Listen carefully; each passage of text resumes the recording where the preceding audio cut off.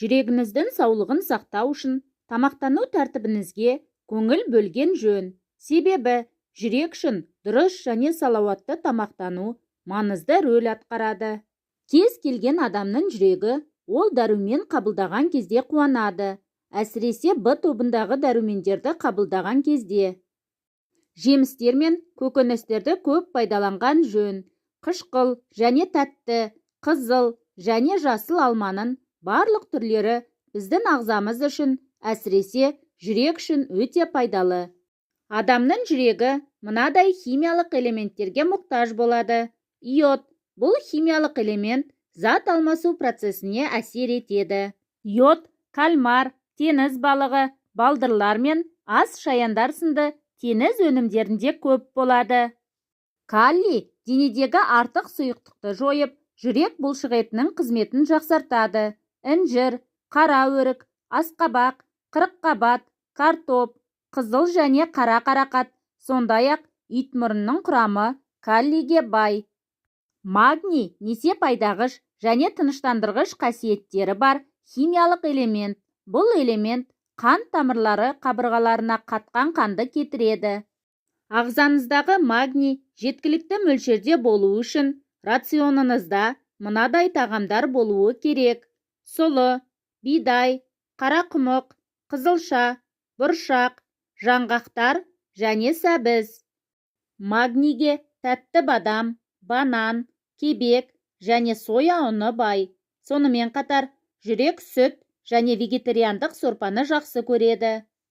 Калий мен магний жүректің жұмысы үшін өте маңызды. Сонымен қатар магний күйзелісті де жеңуге көмектеседі. Әр адамның калийге деген қажеттілігі әртүрлі. Бұл адамның жасына, салмағына, өмір салтына, бүйрек жұмысына және тіпті тұратын жеріне де байланысты. Бірақ оның жетіспеушілігінің салдары барлығында бірдей болады. Ол жүрекке тікелей әсер етуі мүмкін.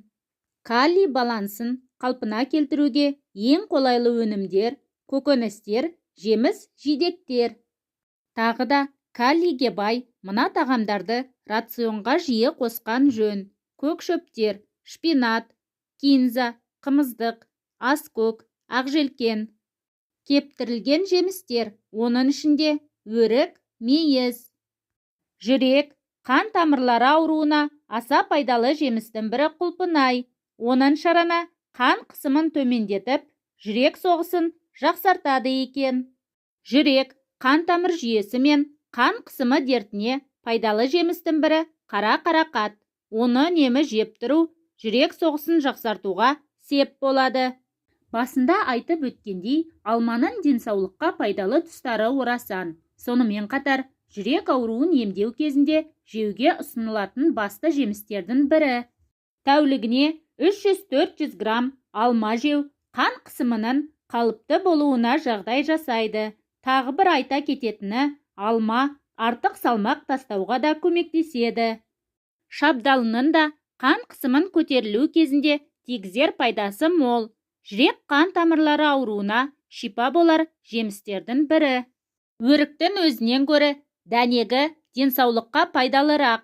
Оның құрамындағы калий жүрек бұлшықеттерінің қызметін жақсартады. Өрікті дәрігерлер жүрек жұмысын жақсарту мен шаршауды басу үшін жеуге кеңес береді. Жүзім мен оның шырынын ішу жүрек бұлшықетінің қызметін жақсартып, қанды көбейтеді. Қан қысымы көтерілуінің алдын алатын дәрумендерге де бай. Жаңғақ. Адамның көңілін көтеру үшін жаңғақтың барлық түрі жақсы. Кешу, грек жаңғағы, миндаль. Олар протеин мен магнийға бай. Дәл осы магний қандағы қанттың энергияға айналуына жауапты. Балық. Құрамында жоғары мөлшерде омега-3 май қышқылдары бар лосось, скумбрия және тунец сияқты балықтар жүрек денсаулығына өте пайдалы. Балық қанның ұюын азайту арқылы ырғақ бұзылыстарының алдын алады. Апельсиннің де жүрек ауруларына шипасы мол. Жүректің қалыпты қан айналымының бұзылмауына септігін тигізетін дәрумендерге бай.